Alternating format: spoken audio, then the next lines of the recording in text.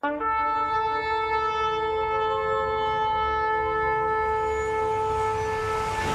shall rise against nation, and kingdom against kingdom. There shall be famines and pestilences and earthquakes, and this gospel of the kingdom shall be preached in all the world, and then shall the end come. Tell us, when will these things be? And what will be the sign of your coming and of the end of the age?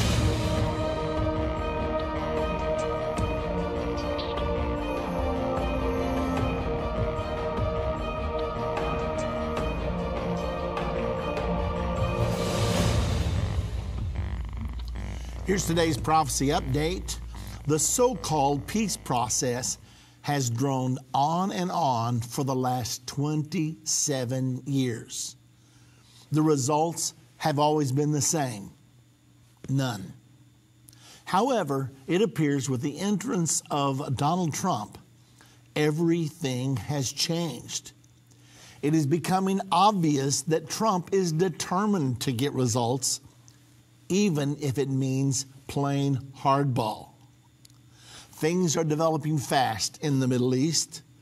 We'll tell you the latest on today's edition of End of the Age.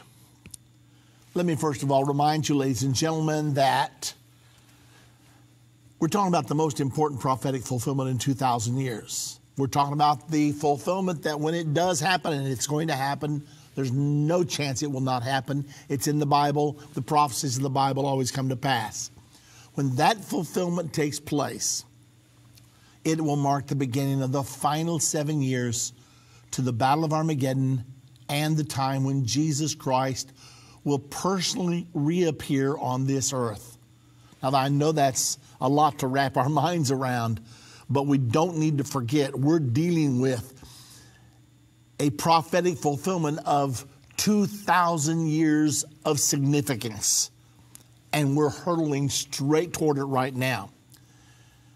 An article appeared in the latest edition of Debka News, that's January the 17th. It's entitled, Abbas's Ultimatum to Trump. Choose between a Palestinian Jerusalem or war. Wow, quite an ultimatum. Now, everything that's said in this article are things that I already thought we were going into, but I didn't have absolute proof. Today, you're going to hear what appears to be proof. Palestinian Mahmoud Abbas kicked back hard after grasping he was confronted with an orderly Arab-backed U.S. peace plan that left his strategy in ruins. Abbas now sees he is cornered by his nemesis. Trump's move to recognize Jerusalem as Israel's capital was not just a one-off whim, but a component of the deal of the century, which the U.S. president and his advisors had crafted for months together with Egyptian President Abdel Fattah el-Sisi, Saudi Crown Prince Mohammed bin Salman, and the United Arab Emirates ruler Sheikh Mohammed bin Zayed. The Palestinian leader's first predicament was how to explain to the Palestinian and Arab public what happened to his master strategy of the past 25 years for using world opinion to force a pro-Palestinian peace solution down Israel's throat. Okay, now let's pause right there. So what are we talking about here? Remember that President Trump is the man who wrote the book, The Art of the Deal. The book is full of experiences that Trump had during his business life when he took very difficult situations and was able to craft a deal to get the thing done. He prides himself in finishing projects ahead of time and below budget. That is throughout his book. As I'm looking at what's happened so far in the peace process, I'm remembering the book, which I just read within the last year or so, and many of the things he's doing now have all the earmarks of what he did as a private businessman. Now, you have to remember that being a businessman and being a politician are two different things. Politicians don't necessarily have to get results. They're going to get paid, even if their policies don't work out. Businessman, you get results, or else you don't get paid, and you may lose your shirt, and you could go bankrupt. So businessmen are all oriented toward results. And I see that in what Donald Trump is doing right now concerning the Middle East peace process. Now, at the beginning of this article, they stated that Trump has a well-crafted plan, and he has partners to that plan. He's already thought it out from beginning to end. A lot of people thought when he recognized Jerusalem as Israel's capital, that was just an impulsive whim that Trump took. However, on this program, I told everybody that I didn't think that was the case. I felt like he had thought through everything from A to Z and felt like the move on Jerusalem was absolutely essential to ever get to Z successfully. So that's where we are right now. Now we're going to go deeper into this as we move through the program, because we're dealing with the prophetic fulfillment of the century. Turn your scriptures from black and white into color. Experience the footsteps of Jesus. Understand Bible prophecy that is coming to pass right now. Join Irvin and Judy Baxter and the End Time team this spring 2018 for a life-changing trip to Israel and Jordan. Mark your calendar for April 26th through May 11th for this amazing journey. Call 1-800-ENDTIME, that's 1-800-363-8463, and press 2, or go to endtime.com/Israel-tour to receive your information today. Move Mountains with Irvin Baxter, the new book by Irvin's grandson, provides 30 days of devotion that will enhance your connection to God and others. Authentic illustrations from early morning devotions at End Time will help you find your purpose and eliminate fears. Commit to taking this 30-day journey and experience real life change. Order this brand new book for only $14.99. Call 1-800-363-8463 or go to endtime.com/move. We got married in 2003. We clashed immediately. Everything seemed to be going wrong. We started following End Time Ministries, and we started going to End Time Bible studies. About our life's never been the same. It's just been so powerful and so great, and God has done such a mighty work that saved my life, and it saved my soul for eternity. God did use this ministry to literally bring us to Him and make the old man pass away and the new man come to life. Thank you for giving to End Time Ministries. Offering hope to people like us.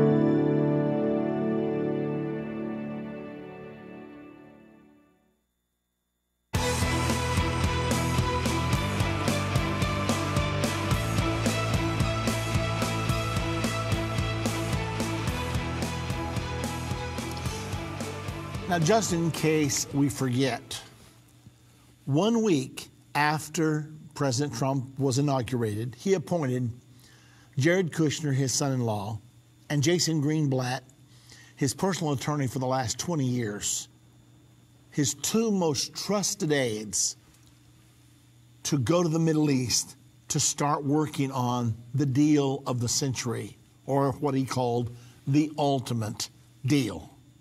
They have been working fervently since that time for 11 months. What have they been doing?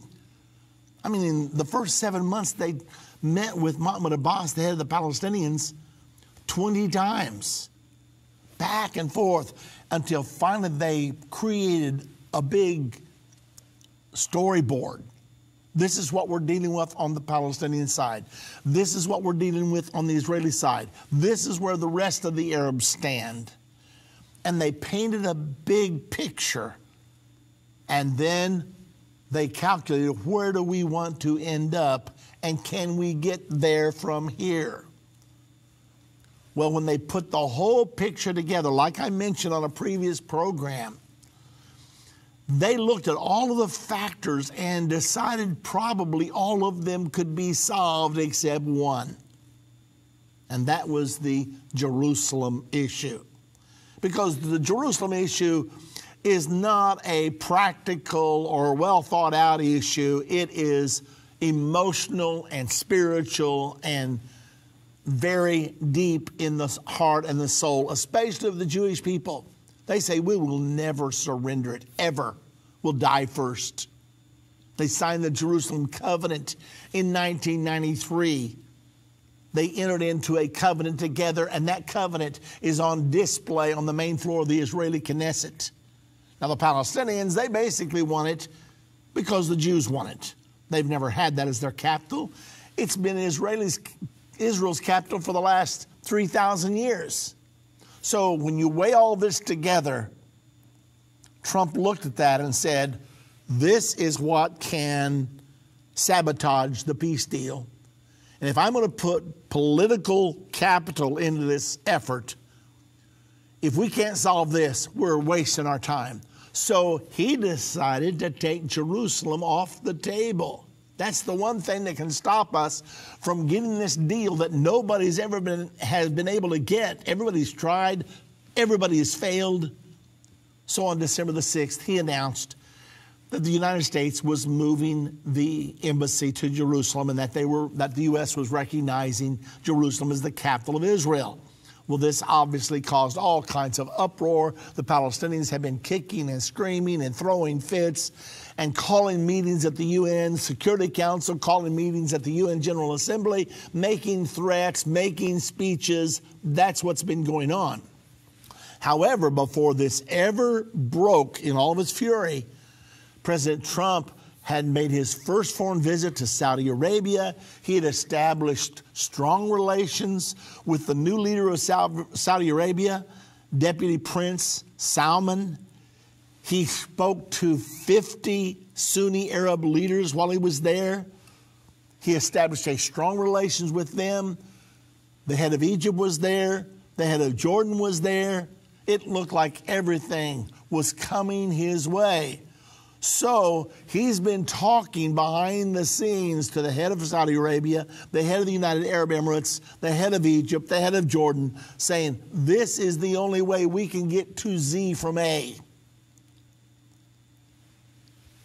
And now then, he has put the plan into motion. Well, President Abbas sees this as wiping out his plan, and he did have a plan. His plan, like the article states, was to manipulate Israel into a box and use the world community against Israel, and to use the muscle of the entire world community to put Israel in such a confined area that eventually it would not be able to sustain itself and it could be destroyed. So that was his goal. And it was working great, and it kept working better, especially when Barack Obama supported a resolution on December the 23rd of 2016 stating that Israel's presence in the occupied territories of the 1967 war, including East Jerusalem, was a flagrant violation of international law. And Obama felt so good about this last thrust he made against Benjamin Netanyahu and the Israelis. Already Trump was elected president, but the power was still in Obama's hands. And so he withheld our veto power, which we'd used to protect Israel since its birth, but not this time. A fatal blow, it looked like. However, Donald Trump was elected, and since that time, the stone has been rolling backwards down the hill and gathering momentum. And Abbas is watching because his international meetings aren't working because Trump used the veto power on December the 18th when they got together to condemn the U.S. moving the embassy to Jerusalem. And then when Abbas made this fiery speech against him and put a curse on Trump's house, the next day Trump put a curse on Abbas's house by cutting the funding to UNRWA in half. Now that's the organization of the United Nations that supports all the Palestinian refugee camps where the refugees have been holed up since 1948. They will not assimilate those into Arab societies because they're using them as a political football. Someday they've got to be allowed to go back and look up their old homes in Israel. Now, Israelis have not had the privilege of doing that. They came from Egypt. They came from all over the Middle East to Israel. Well, they immediately began to get jobs and build the nation. But the Palestinians have been sitting on welfare in these refugee camps. There's one in Jerusalem, there's one in Bethlehem, there's one in Jenin, they're scattered all over. There's even those in Lebanon. So there's refugee camps all over, Palestinian refugee camps, and UNRWA has been paying them monthly to support them. So they've been living on welfare since 1948. Well, many people wonder, why do we keep doing this? Well, the day after Abbas made his very insulting speech, Trump announced we're cutting our contribution to UNRWA in half. Now, we have been contributing 25% of its budget. All of a sudden, instead of $125 million a year, we've cut it to $65 million a year, and let everyone know we may cut it out completely. So now everything is going backward. Everything is crashing down before Abbas's eyes. Okay, I want to hurry. Continuing on now. After now all this crashing before his eyes, it is not enough for Abbas to yell that the deal of the century is the slap of the century.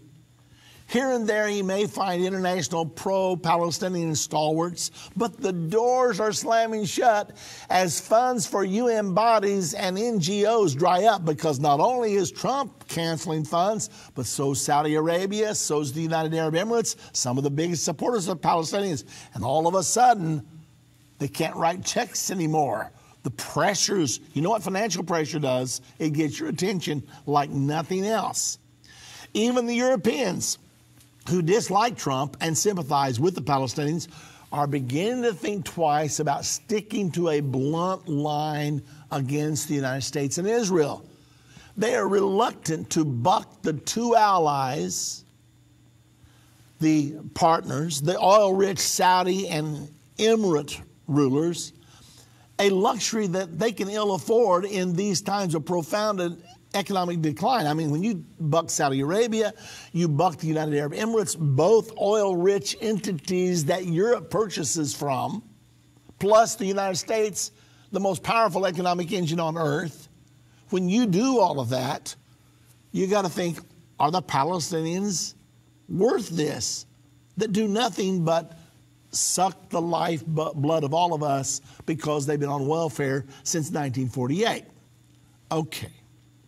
Now, much of the criticism of the U.S. Arab peace plan is prompted by a misapprehension. The plan is based strongly on a two-state solution that offers the Palestinians their own state and negates binational Israeli-Palestinian statehood. In other words, some people say, well, let's forget about the two-state solution. Let's just have one nation, Israel and the Palestinians. But apparently, Trump's plan does call for two states.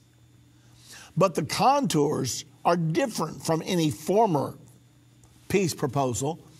Gone for good are the pre-1967 war lines, which were Abbas's main stance. According to the fragments leaked about the new proposal, we don't see the proposal itself yet, but there are things being leaked, undoubtedly on purpose, which is the proposal still on the workbench.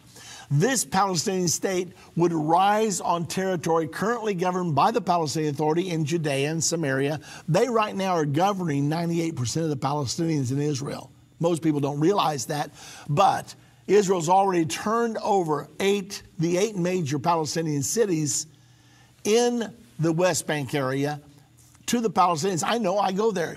Do you realize a Jew cannot even go into Bethlehem? A Jew cannot go into Jericho. A Jew cannot go into Jenin unless it's the Israeli police force going in order to pursue somebody who has committed a crime. But as far as the average Jew going in, they can't, because that's all under Palestinian self-control, self-rule right now. So this peace agreement would only recognize all that and say, okay, this is your Palestinian state. Its backbone of the agreement would be formed by the chain of Palestinian towns running from Nablus in the north through Ramallah and Bethlehem and up to Hebron in the south. They would link up with the Gaza Strip and acquire parts of northern Sinai, presumably Egyptian Rafah and El Arish. Apparently, Al-Sisi of Egypt is willing to cooperate with this situation. According to this plan, the governmental and population of the new Palestinian state would be oriented mainly in the south so that Jerusalem would not be relevant as its capital. It would still have Ramallah and possibly Abu Dis outside of Jerusalem, where government and parliamentary compounds were installed long ago. There was a center for Palestinian control in Abu Dis a long time ago, after one of several stillborn peace initiatives. This plan for Palestinian statehood bears little resemblance to the goal of the 50-year-old Palestinian struggle. The Palestinian national movement has consistently aspired to a state that would swallow Israel and extinguish the Zionist vision. That's been the goal all along. However, the contemporary Palestinian state, as envisaged in the new plan, would be dependent for its strength and survival on Egypt, Saudi Arabia, and the United Arab Emirates, all of which maintain good security and economic ties with Israel. So now you've got Saudi Arabia, United Arab Emirates, you've got Egypt, and they're all willing to work with Israel and with President Trump to finally push a plan across the finish line. For Mahmoud Abbas, this prospect is anathema. He is so beside himself that on Sunday he cursed the House of U.S. President Donald Trump before the PLO Central Committee. But then on Monday, January the 16th, Trump whipped out his ultimate weapon and slashed aid to the UN Works and Relief Agency, better known as UNRWA, for Palestinian refugees from 165 million to 60 million. For many years, UNRWA has been a powerful political sponsor of any Palestinian group willing to join the struggle against Israel. And we've been supporting this whole time.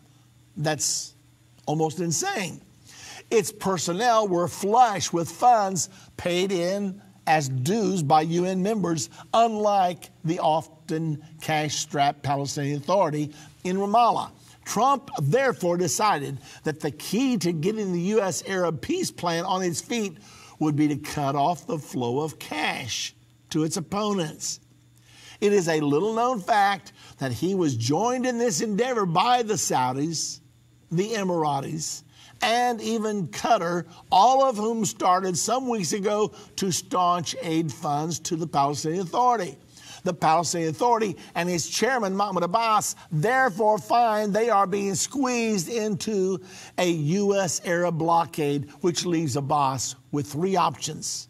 One, to realize his back is to the wall and he has no option other than to accept the, quote, deal of the century. Two, face being ousted by the rest of the Palestinian leadership and replaced with a successor who is amenable to reaching an understanding with the Trump administration, Cairo, Riyadh, and Abu Dhabi. Three, regress to Yasser Arafat's doctrine of armed struggle, not just against Israel this time, but against U.S. targets as well. Abbas indicated that was on the warpath when he challenged President Trump in a ferocious speech he delivered in Cairo Wednesday, January the 17th. He shouted Jerusalem would be a gate for peace only when it was the capital of Palestine. But it is also a gate for war, insecurity, and instability. If not, Trump must choose, he said. His barefaced ultimatum to the U.S. president was accompanied by a rumor his cronies began to circulate, charging that the Trump administration was plotting to forcibly depose Abbas as PA chairman. The Palestinian leader finds himself tied down by two handicaps: shortage of funds for buying supporters and his advanced age. At 82, he may choose a fourth option to retire voluntarily and make way for a younger leader. Wow. Now that's where we are today. We're not playing games here. We're not even playing softball. We're playing hardball.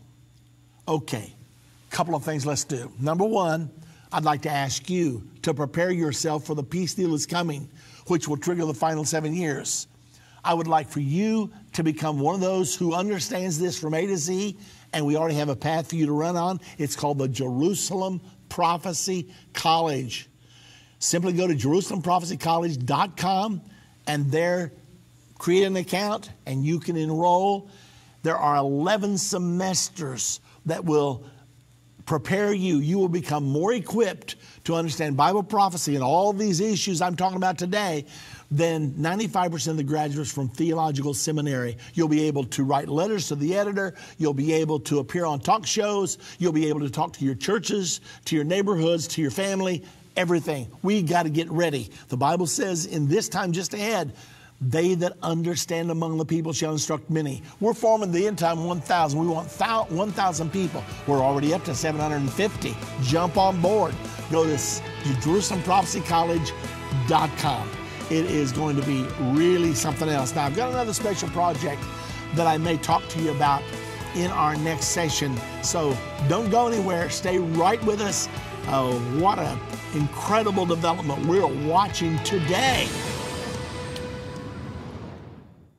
If ever people need to hear the unvarnished truth, it is now. There are some subjects that are not politically correct to talk about, but they're urgent. That's why I'm grateful for End Time Magazine. If you're not a subscriber, you're missing information that will really impact your life. End Time has a bi-monthly magazine that explains how current events are fulfilling Bible prophecy. You can get a 2-year subscription for only $29. You can also get a bulk subscription and pass them out to your church.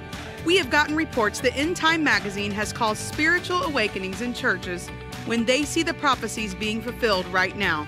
You can start your own ministry and leave them in doctors' offices, libraries, laundromats. You never know if you might be responsible for saving someone who is searching for the unvarnished truth. That's what the magazine has done in many lives. Call 1-800-363-8463. That's 1-800-END-TIME and get your subscription today. Turn your scriptures from black and white into color. Experience the footsteps of Jesus. Understand Bible prophecy that is coming to pass right now. Join Irvin and Judy Baxter and the End Time team this spring 2018 for a life-changing trip to Israel and Jordan. Mark your calendar for April 26th through May 11th for this amazing journey. Call 1-800-END-TIME, that's 1-800-363-8463 and press 2, or go to endtime.com/Israel-tour to receive your information today. If your station only carries the first 30 minutes of End of the Age, go to endtime.com and click the watch button to continue today's broadcast. You can also finish up later by clicking the archives button.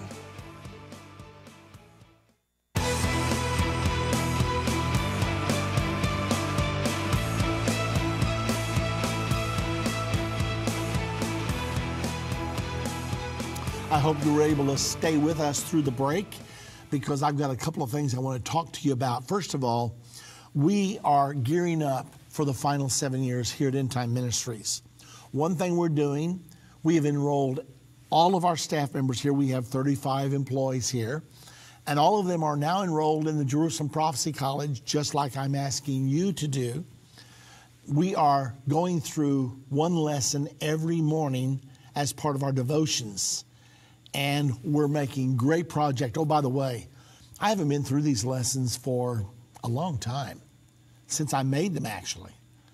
And as I'm going through that, I'm thinking, wow, this material is just as relevant as it's ever been. And every person on earth absolutely needs to go through this material right now. If you have never been through the Understand the End Time video series, 14 one-hour DVDs, you need to go through that. I'm telling you, it will bring you up to speed so fast, you'll be astonished. Every single lesson I teach on video, the lesson, then there's a quiz for you to take, and then the computer grades your quiz, go on to the next lesson. So if you don't want to enroll in the Jerusalem Prophecy College, at least get the Understand the End Time series. You can do that by calling 1-800-END-TIME. However, I'd love for you to enroll in the Jerusalem Prophecy College, and the place to do that is JerusalemProphecyCollege.com, and there it will explain to you what to do. There's a very small charge, $50 per semester. So that's ridiculously low, but we put it there because we want 1,000 people to be ready when they sign this peace deal. Now, Trump's working on it. It's totally possible it could happen this year, 2018. I'm not predicting that. I will predict it's going to happen. But whether Trump is responsible or someone else does it, I do not have a crystal ball to see who's going to do it. But I do have a crystal ball called the Bible that says it is coming. And when it comes, it will be a two-state solution. They are going to create a Palestinian state. They are going to share the Temple Mount. Jerusalem will remain under Israeli control. So there's going to be a lot of developments happening. And the Jewish temple will be built during the first 3.5 years of this time. You say, how can you know all that? Because the Bible explicitly says those things. You'll learn all that when you go through our Understand the End Time series. 14 one-hour DVDs. Get them, play them for your Sunday school class at church. Play them in your small groups. Use them for your Bible studies at your church pastors. Use them for your family. Use them for your friends. Use them for your neighbors. I'm telling you, we need to fill this world with this understanding because we are moving in it right now. One more thing I want to say to you. We have something special we need your help with. We need a new powerful workstation here to rapidly produce new DVDs and new projects. The computer we're using is 6 years old and it just cannot handle some of the heavy software that we're needing to use for these high-end productions now.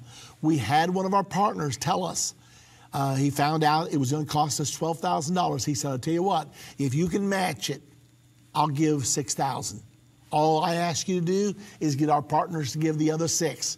So if you'd like to do that, maybe somebody's out there saying, hey, I'll give the other $6,000. If you are that way, call us, 1-800-END-TIME. Or maybe 6 of you would like to call and give $1,000 or 12, $500 each. Whatever you'd like to do. It doesn't matter the amount. It can be a small amount. Whatever the amount. We'll add it all up and just tell them it's for the match.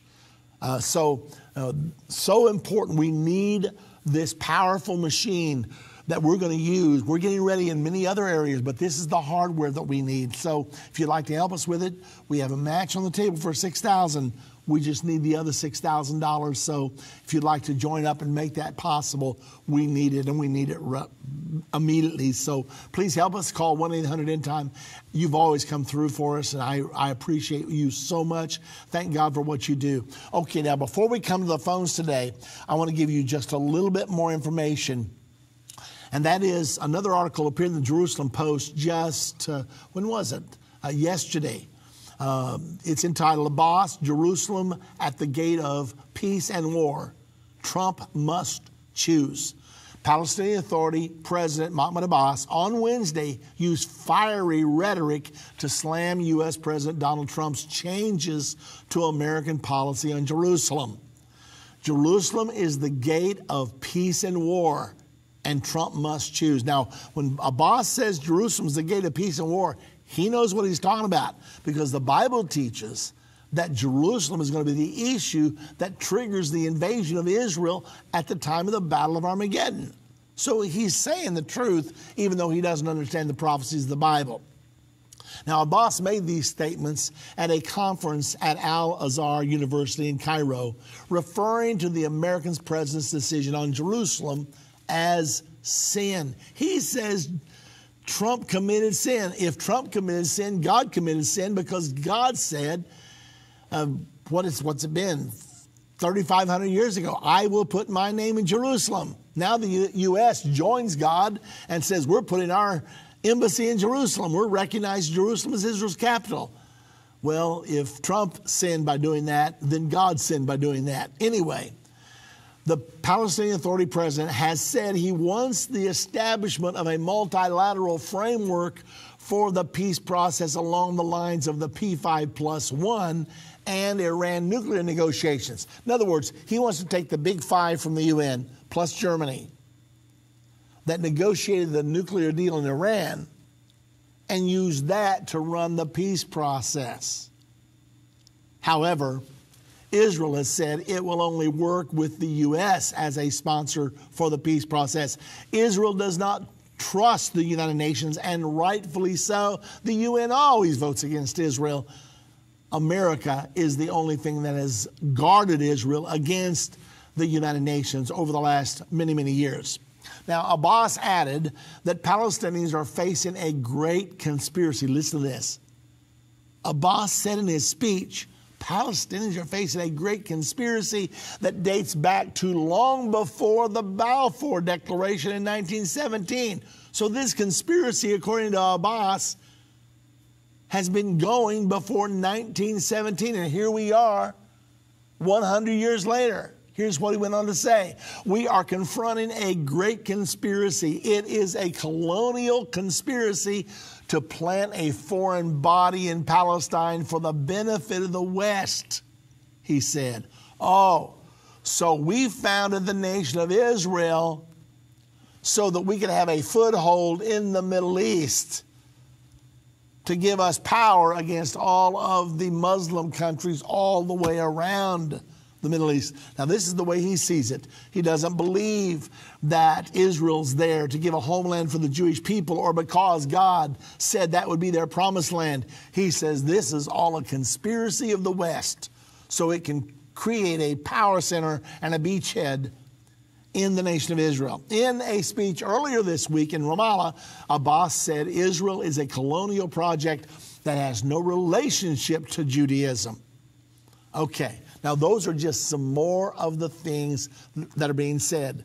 We are coming to the phones now. This is now your time. I know you may have a lot of questions to ask about what is all this is coming down, but I know I talk about it a lot, but I can't help it. We're talking about being on the brink of the greatest prophetic fulfillment in 2,000 years. When you went to hear John the Baptist preach 2,000 years ago, you knew what he was going to talk about before he ever opened his mouth. He was going to talk about, repent ye, for the kingdom of heaven is at hand. There's one coming after me who's mightier than I, whose shoes I am not worthy to unloose. And he's going to baptize you with the Holy Ghost and fire. He came here to tell people what is coming, and I'm here right now to tell you what is coming, that we are on the brink of this peace agreement that will throw all of us, you, me, everybody on the planet, into the final 7 years. What's that final 7 years going to be like? Now, I know I've told it before, but we have new listeners every day. Let me tell you again what happened to me a few weeks ago. I dreamed that the peace agreement had been signed. And in my dream, people were milling around me, sort of bewildered, not knowing what to do. They knew what had happened, and they knew that it triggered the final 7 years. But now what? I mean, if it were signed today, what would you do tomorrow? Better question, what would you do with the rest of the day? It's going to be that urgent. Well, they didn't know. They didn't know what to do. I woke out of my sleep, and I was very apprehensive. I thought, you know, this could happen. They could sign this deal, and everybody, even the people that listen to our program, wouldn't know what to do. And I thought, you know, we got to do something about this. We've got to get the people ready. Now, the Bible says in Daniel chapter number 11, verse 33, that when this all comes down, they that understand among the people shall instruct many. So if people really understand, they'll be able to talk the talk. They'll be able to instruct many. But if they don't understand, like the people that were milling around me in my dream, it's going to be a bad situation. So I went to prayer that morning and I said, God, what do you want me to do? And it was just so clear to me. You've already got everything in place to train them so they'll be ready. You've got 11 semesters of the Jerusalem Prophecy College. They go through that. They'll have a better education about what's coming than they can get any place in the world. So set yourself a goal and call it the End Time 1000 and ask 1,000 people. Well, you've responded wonderfully. We're up to 750 already.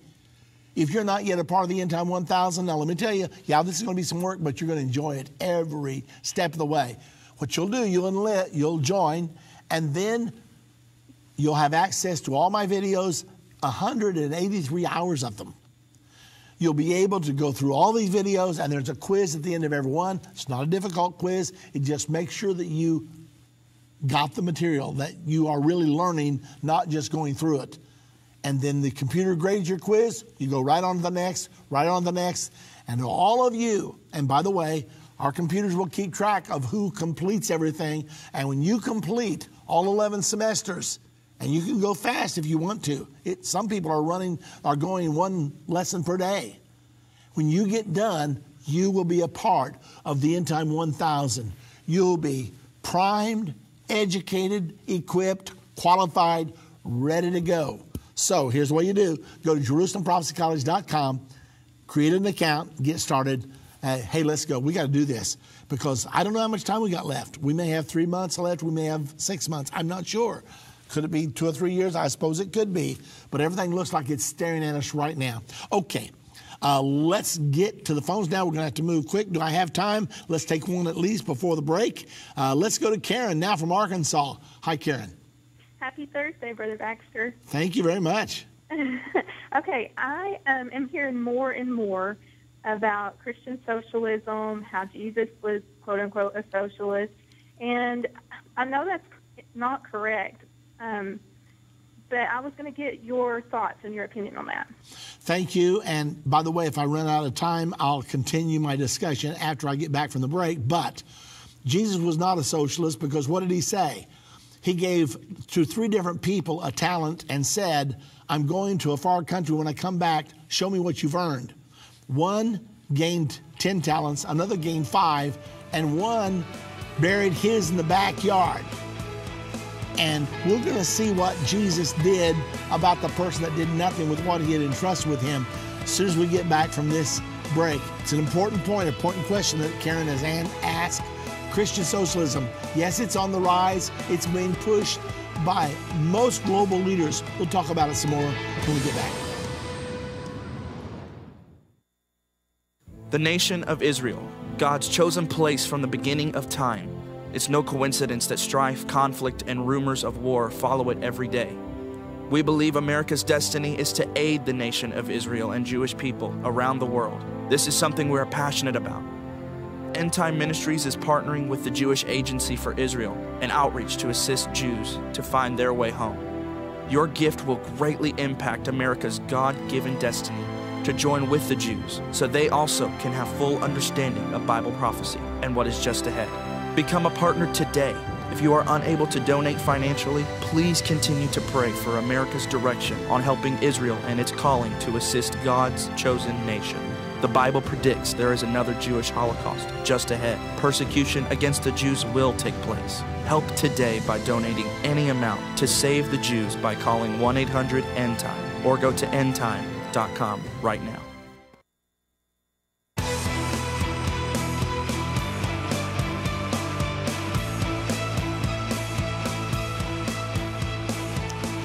Karen from Arkansas asked a very important question.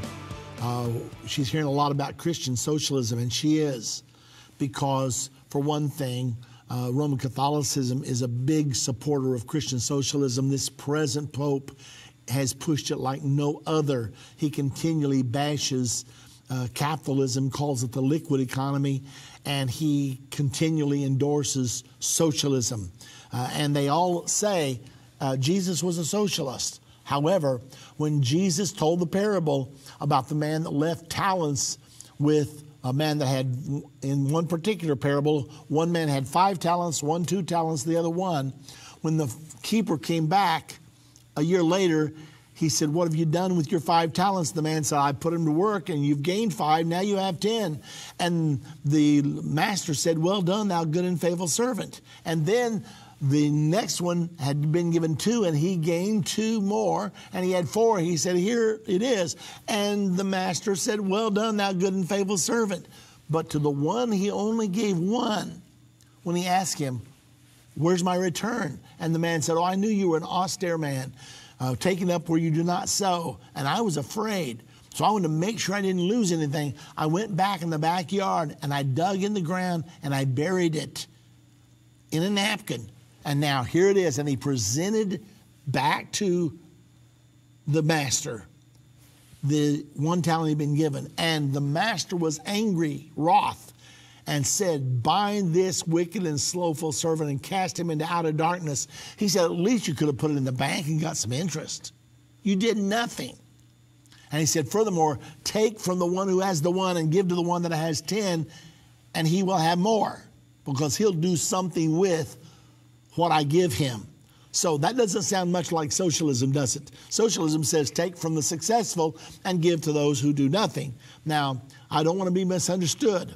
If a person is handicapped, if a person is unable, all of us, I think, want to help those types of people. But to people who can do for themselves, Paul said, if you don't work, you cannot eat. And right now, we're watching in our country, we're watching people being put back to work. The lowest unemployment we've had in a long, long time, if not forever. So anyway, that's sort of what's happening here in the United States of America. Now, President Obama, whether you like him or do not like him, he was a socialist. He made no bones about that. When he was asked by Joe the plumber during his campaign, "Do you believe in wealth redistribution?"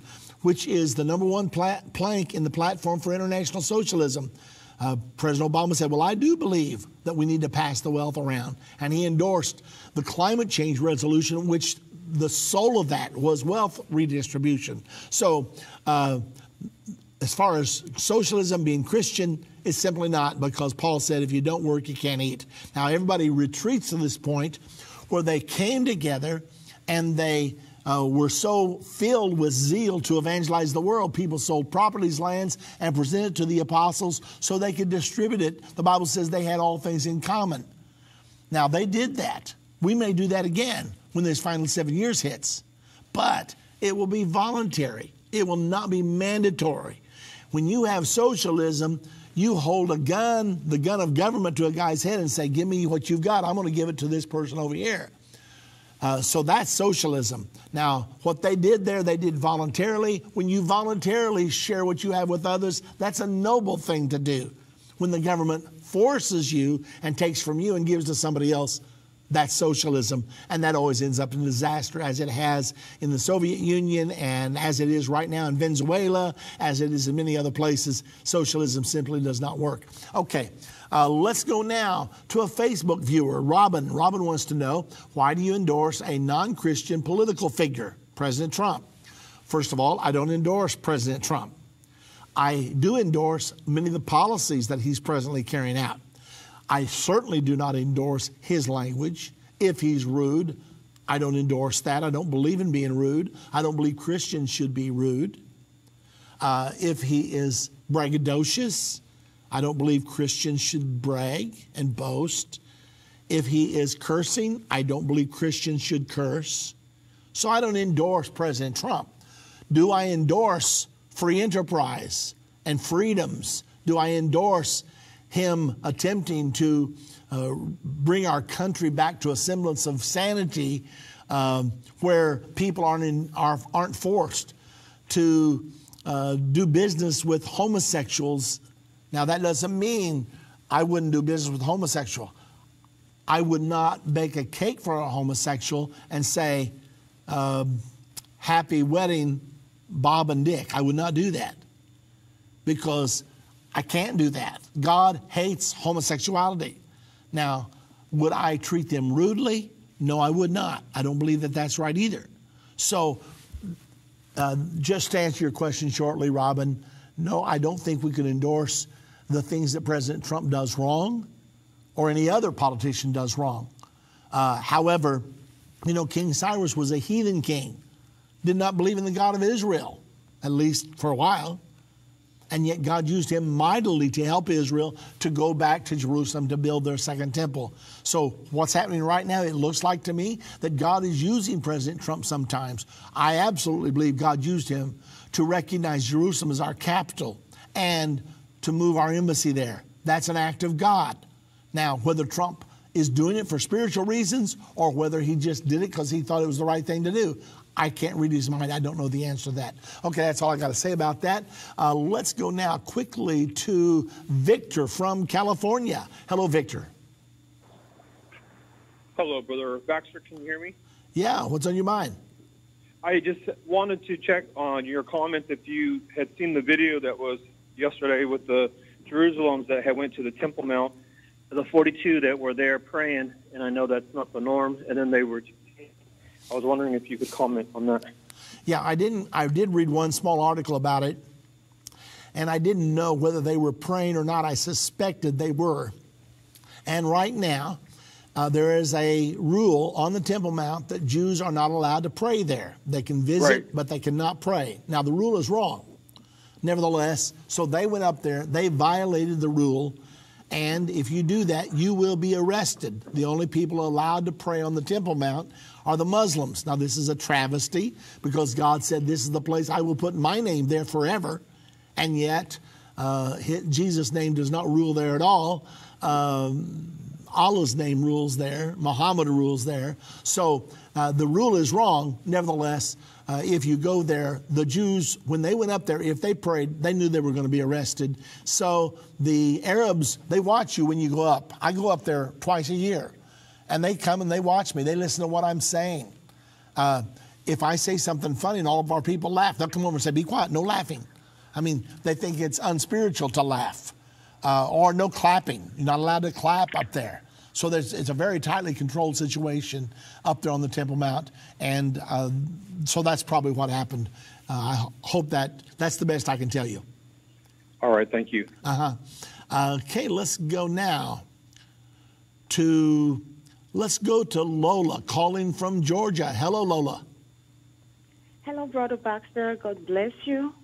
Thank you for your time. This is my question. What happens when President Trump leaves the office? What happens to the relationship between Israel and America?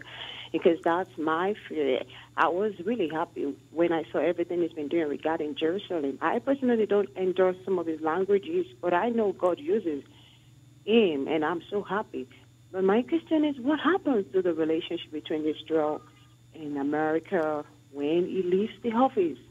You know, Lola. And also, my second question is, where is the place of Africa, the third world country, the third world nation, in everything that is happening in this end time? Because I'm from Africa, and we have so many Christians, we have so many churches, you know, people believe God for everything. People, you need to have faith to have electricity. You need to have faith to have a car. You need to have faith to eat 3 square meal. You know, people are so religious. They love Jesus, and they're crying after God.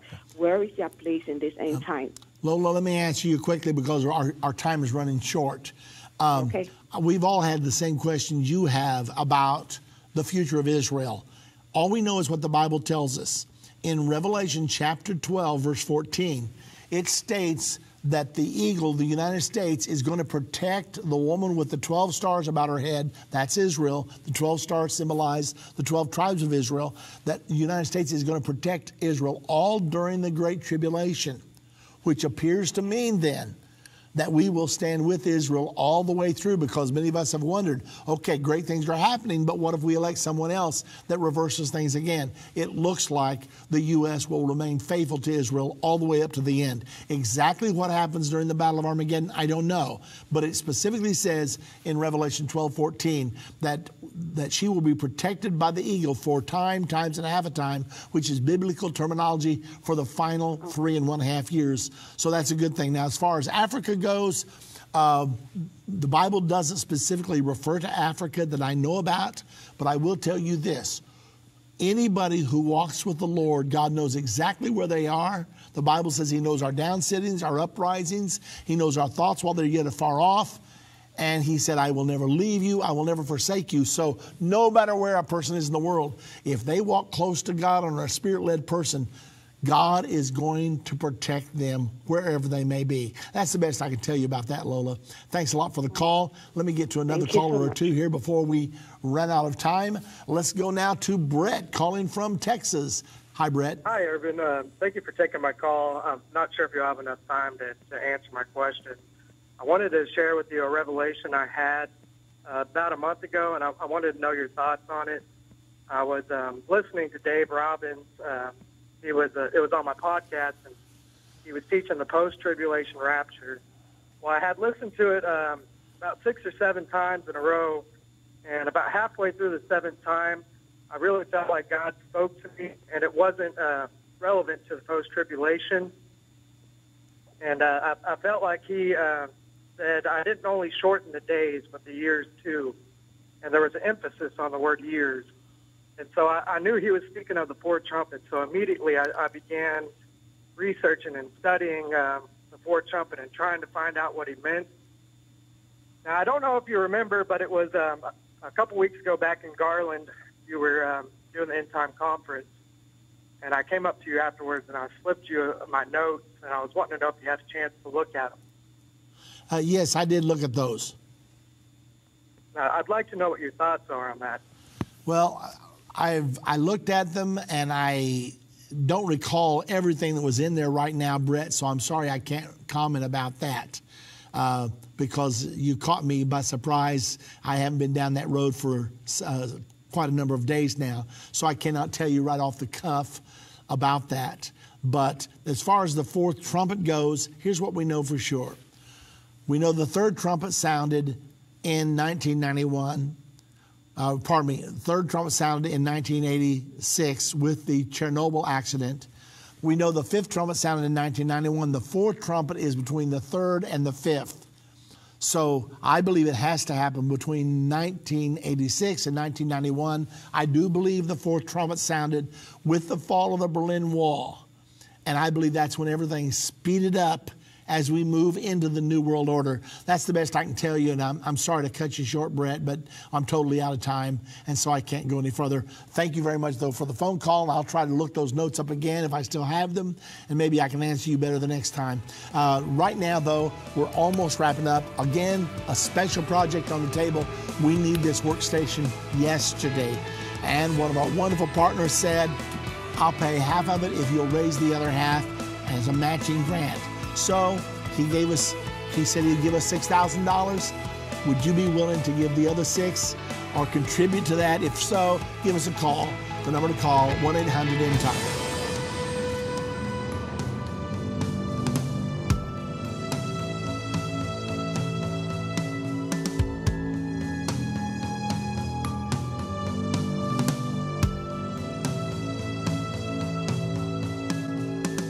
End of the Age is a production of End Time Ministries.